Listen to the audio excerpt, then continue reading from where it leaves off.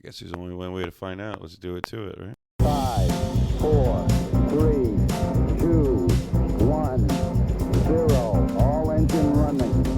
Liftoff. We have a liftoff.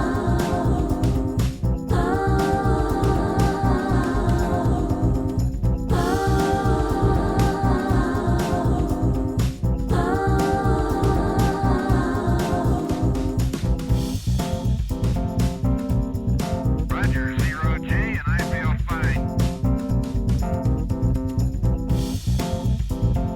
Liftoff, and the clock has started.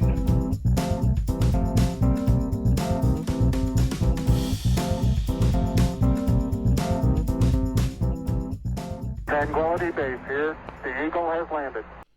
Oh, yeah. Welcome back. Welcome. Rice on the mics. Episode 3. We're turning up the heat today, boys. Last week, a little bit of a runoff. We're coming in full speed today. All the big stories from the week.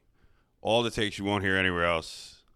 Latest shakeups in the NBA. Of course, some MLB. NFL free agency. Draft coming up. I got you covered. Lock in, grab your coffee, or whatever keeps you going. Let's talk some sports, boys. All right, we're going to jump just right into it. Just a couple things of note before I go on this diatribe about the Knicks I'm about to go on here. Steph Curry, 4,000 three-pointers. It's actually insane over the weekend. And I mean, still plenty more time. Think you'll hit 5? Do you think 5,000 three? I mean, the way the game's going, it's definitely doable. Halliburton, can't stand him. Pacers. Big game between them and the Bucks over the week. Chasing each other. I think the Bucks are only like a game above them. 4-point play from Halliburton to seal the game. And the foul was committed by Giannis. It was a little ticky-tack foul, but hey, man, foul behind a three-pointer. Drains the free throw. Game buckets. Game blouses. And then the next night, the Lakers come to Milwaukee. Luka drops 45. Giannis is an assist away from a triple-double, and they blow them out by 20. I mean, it's so funny how basketball works, right? Now, let me get on the next here, okay? First, let me paint the picture here for you, okay? At the bar, watching the late-night game, as one does at the bar, with a couple buddies, my brother, and I'm watching Cat throw passes all over the place. I'm watching them be up, letting them keep Portland in it. Finally, okay, they go to overtime. Okay, the terrible turnover, the whole works. TV timeout happens. I turn to my brother. I go, all right, who gets the ball? No Brunson. Who gets the ball? I'm arguing OG. He's saying Big Cat. We're going back and forth. But the only Nets fan that I know, another buddy of mine, he goes, go to Bridges. I go, nah, man. He's been, he's money, but, I don't know. Sure as shit. Right off the screen. Wide open. Took a couple extra steps, but wide open. Good look. Bang. Got the double bang from Breen, too, by the way. Any New Yorkers who know that. We go crazy. Bar goes insane. So many Knicks fans out there. Now, I say all that to preface this. Enjoy the ride, Knicks fans. It's tough, man. We think we should be winning the championship every year, but that's because you're a fan. That's what it's supposed to be. I got Miami Dolphin fans out there thinking they can go all the way. Okay? That's what it means to be a fan.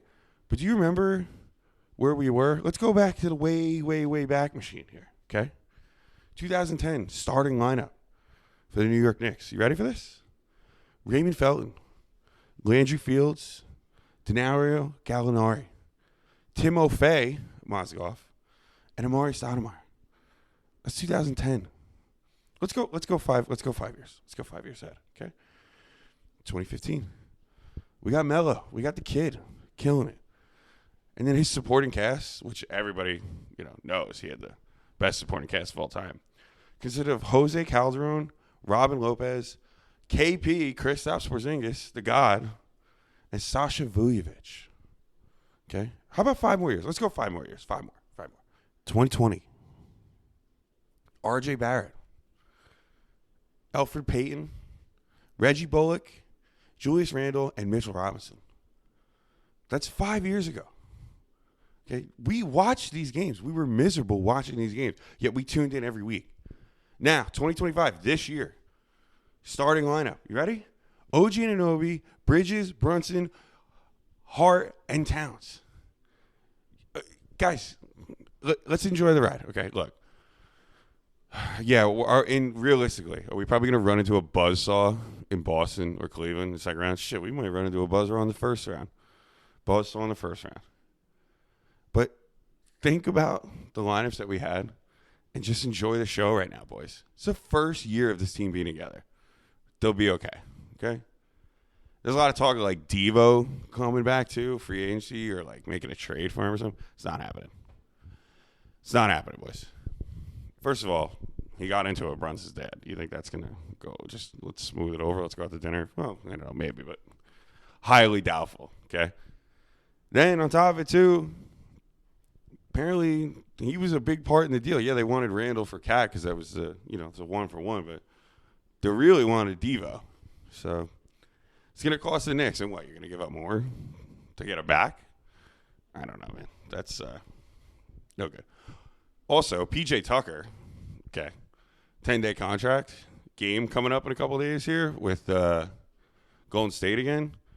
Some Draymond Big Cat beef. PJ Tucker, 10-day contract. Just go out there and be Matt Rempe. I'm not saying you got to punch him right in the face, malice at the palace or anything, but hey, listen, go for a rebound here. Come down with that hard elbow on the top of the nose. You want to not pay for a couple meals in New York here? You want to be a god in New York for a couple weeks? Pull that one off. That'd be great. And lastly, look, let's get into it. The minutes. Bridges coming out. It's a tough story to put in the media. And then, but Tibbs was ready when he was asked about it. He came out with the receipts. Talking about how many minutes Jason Tatum plays, how many this. So I need my best guys on their best guys. I don't know, boys. You play in the NBA, you get paid millions and millions of dollars, and it's easy for me to sit on the sideline and say, because I'm not running my ass up and down the court. But your job is, you get summers off pretty much. Well, not fully, but, you hope not. You hope you're playing until June. Your practices aren't even really practices anymore either. They're shoot-arounds. I don't think they got Rick Pitino driving them up and down running suicides, guys. So, I don't know. I think the minutes are getting overblown. That's always been Tibbs' thing. I think Bridges, with Brunson out here this next week or so, he's going to really find his own. He's going to start hitting some more shots like that. He's going to really make some noise. So, let's go Knicks, boys. Let's go get them.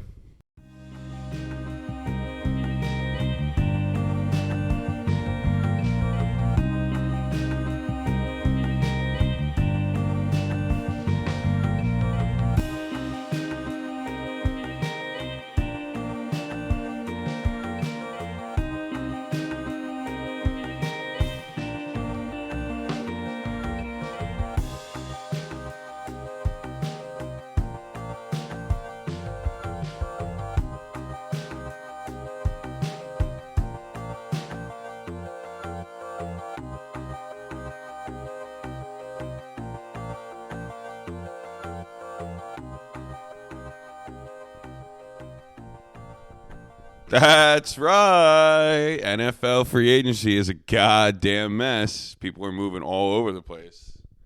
This week has been a mess. Joey Bosa's a Bill, so that's great. Can't wait for that in my division. Danny Dimes, Colts, trying to push Richardson. Do you know who had the 2 lowest passer ratings last year in the league? If you guessed Danny Dimes and Anthony Richardson, show him, Bob, what he won. That's correct. The Colts, Jesus. Jonathan Taylor, God bless. D-Hop reunited with, the fuck is his name? Derrick Henry. DeAndre Hopkins, Derrick Henry, back together. Little Titans action. It's crazy to think that DeAndre Hopkins, A.J. Brown, and Derrick Henry were all on the Titans at one point.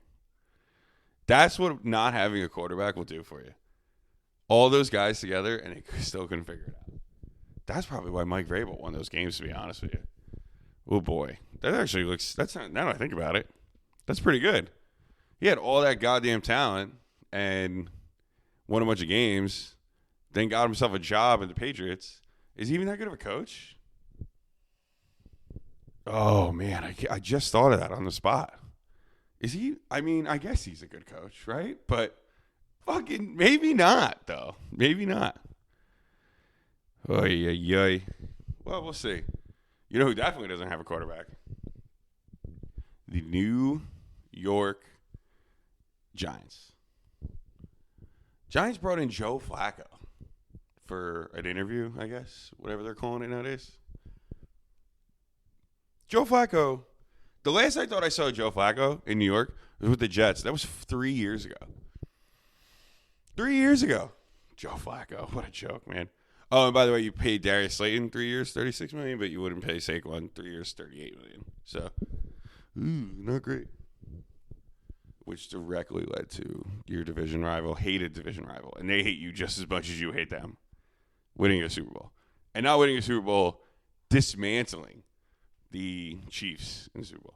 Anyway, I digress. What's the Giants' plan? Does anybody know what they're doing? Cam Ward is going to go probably number one.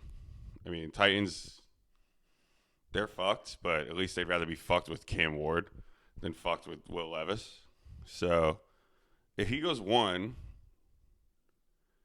Browns quarterback? I mean, unless, listen, the defense is good over there, and they have a couple weapons. So, is it silly to go and knock on Aaron Rodgers' door? He looked good enough, but I don't know. Would he ever go to Cleveland? No. It's where you go to die. With the Jets are where you go to die, but Cleveland is where you go to die. But otherwise, Giants, I mean, they're going to get stuck holding the bag because if Cam goes one, Shador goes two, you go with Dart? I'm good with Dart, but I was good with Dart at 7.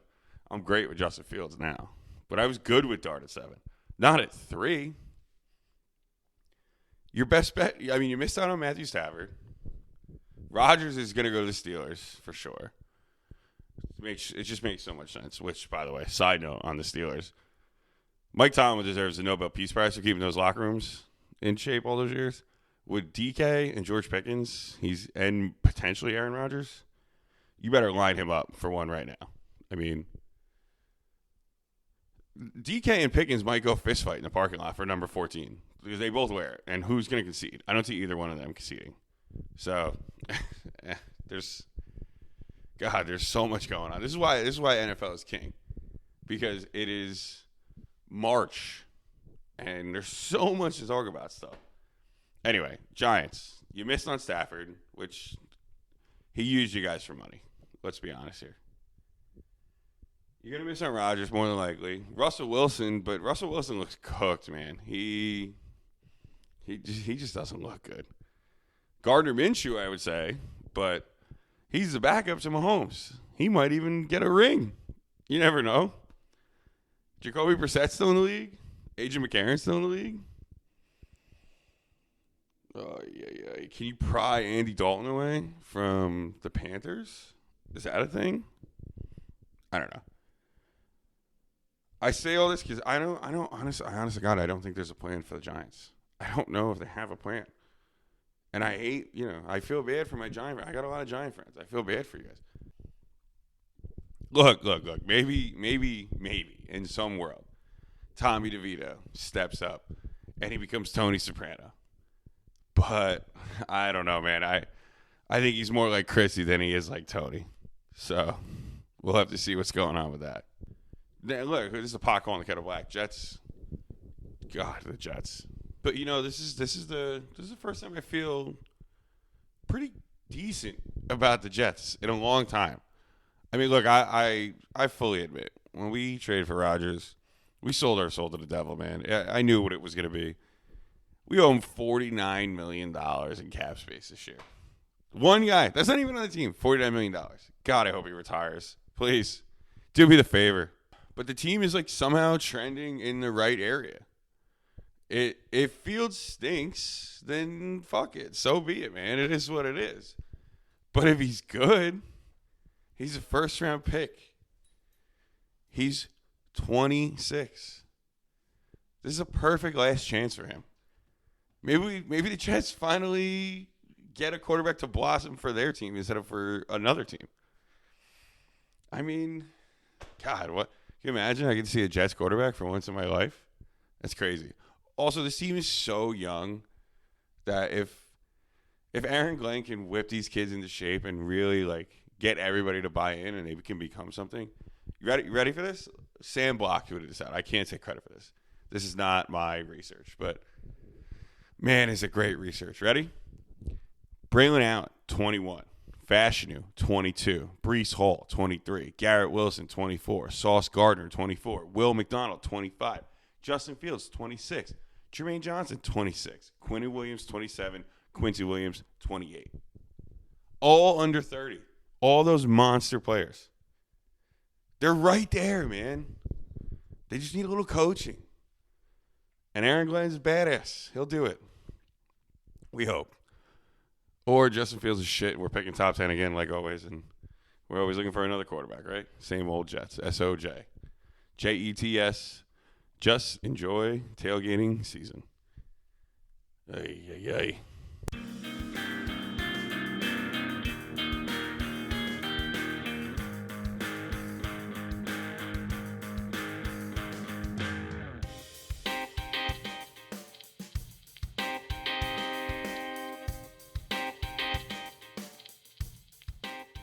Oh, the sunshine. Everybody loves the sunshine. Baseball, boys and girls. Baseball's around the corner. That serotonin is coming. Of that nice vitamin D shining on your skin. Nice ice cold beer when sweat is pouring off you. Hot dogs. Sausage sandwiches. Baseball, boys. Baseball. Baseball is around the corner. And I can't wait for spring training to be over because, God damn it, if another player gets hurt, the league might be fucked. There's so many people getting hurt. It's crazy. Tommy John for Mr. Gerrit Cole is officially announced this week. It's unfortunate. Look, it's, I'm a Yankee hater, fully admitted, okay?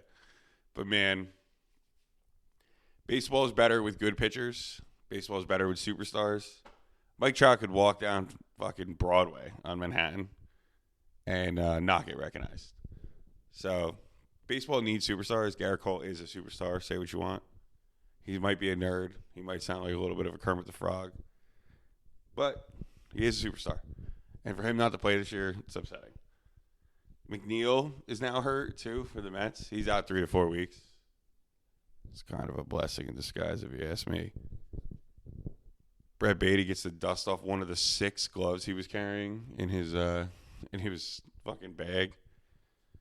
He had a third base glove, a first base glove, infielder's mitt, outfielder's mitt. I mean, at least he gets to use one of them. It works for the Mets, though, too, because it's either Brett Beatty or it's Acuna. So I have a power lefty that is a quadruple A player that is looking to make a stride. Or I have the younger brother of an all-time monster that has righty pop, a little bit of power, and steals bases left and right.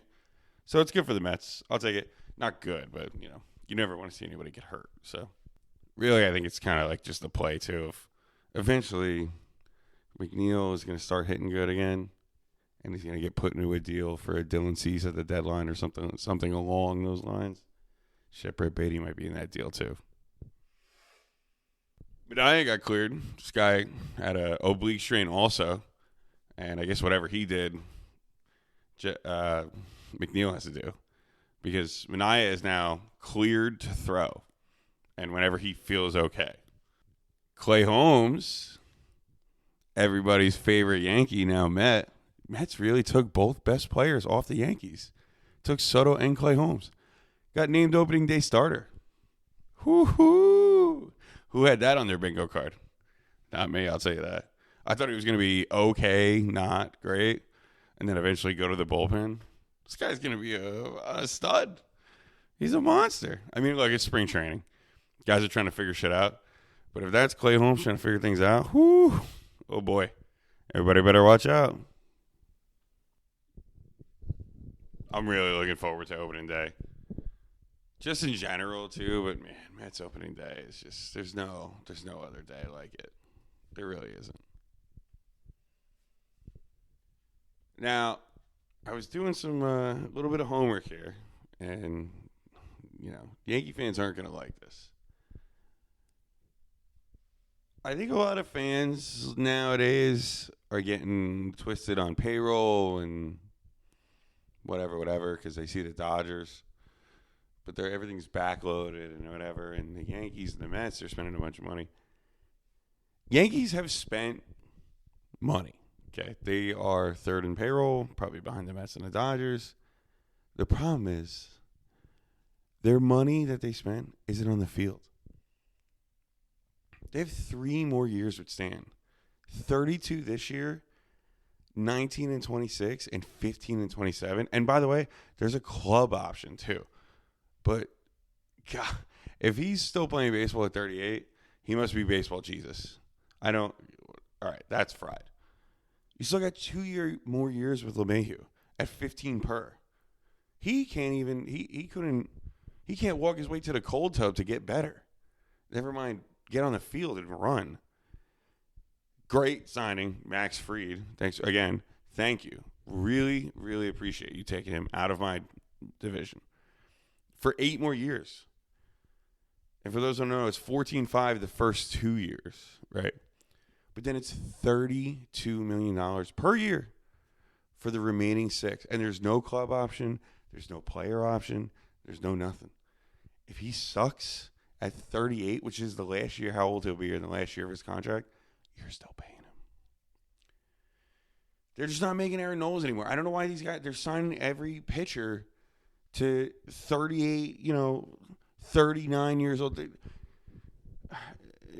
Nolan Ryan doesn't, that guy doesn't exist anymore, okay?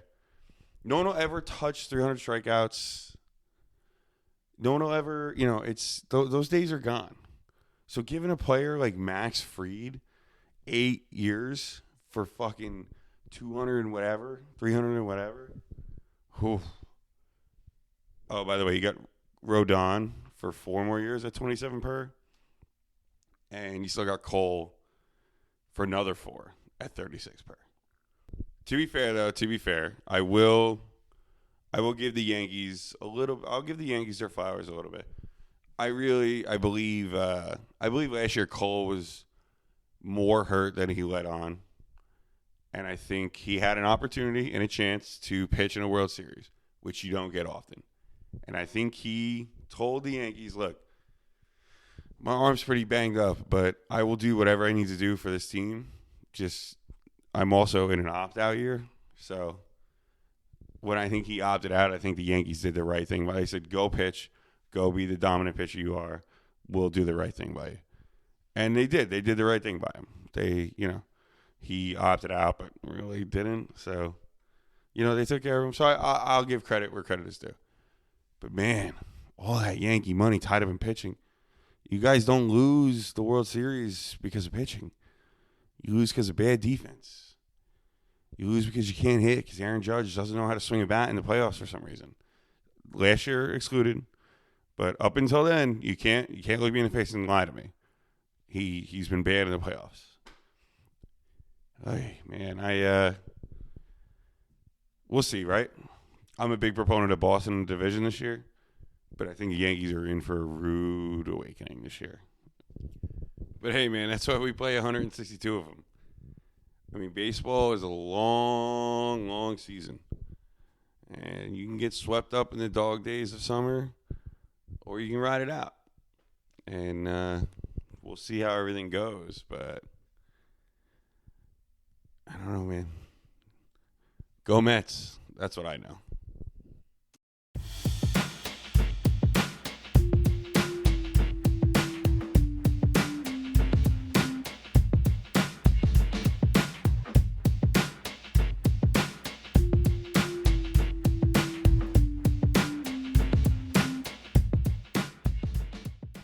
just a couple more little closing remarks before I get you out of here. I know you've been listening for a while, listening to me talk some shit, and I appreciate it. Did anybody catch the Ranger game over the weekend? They won in overtime, which was garbage, but whatever. But did anybody see the guy skate into Rempe? Rempe didn't hit him. Rempe didn't even see him. He skated into him. But because this guy's 6 foot on skates and Rempe's 6'7" on skates, I mean, look, you flop in the NBA, okay, whatever. It's kind of part of the deal. It's what it is. You flop in hockey, you get your fucking ass kicked, okay? This guy skated into him, fell down, and acted like he beat him over the head with his stick. I don't know. Wild.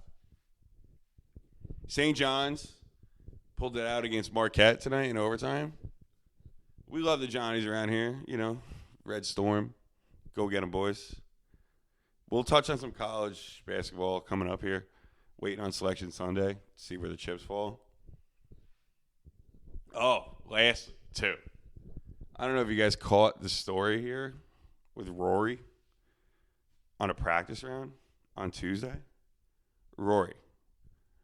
I don't know if you know this or not.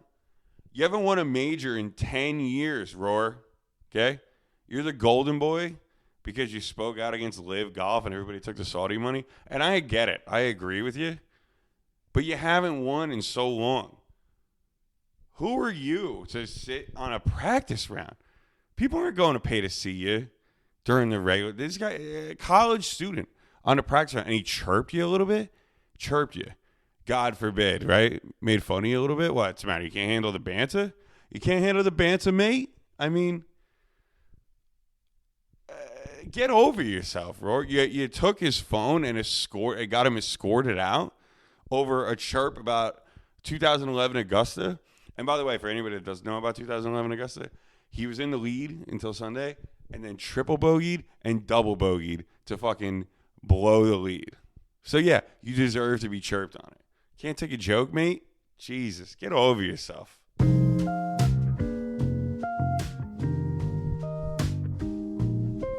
Well, that's a wrap on episode 3 of Rice and the Mics. Rory aside, we brought some good energy today. We broke it all down.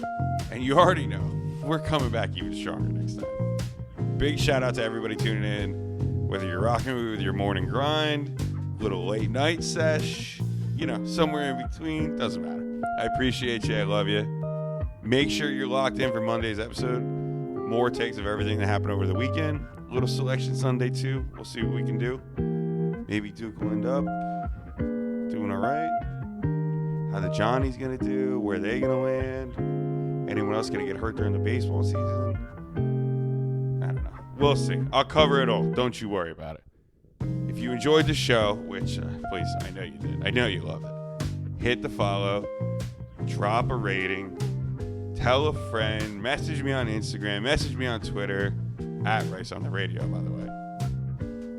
Any of them. Just let's grow this thing, man. I know you're tuned in. I know you're locked in. So let's go. Most importantly, tell someone you love them. Spread good energy in this world. Everything else, that's pretty simple after that. I'll catch you on the next one.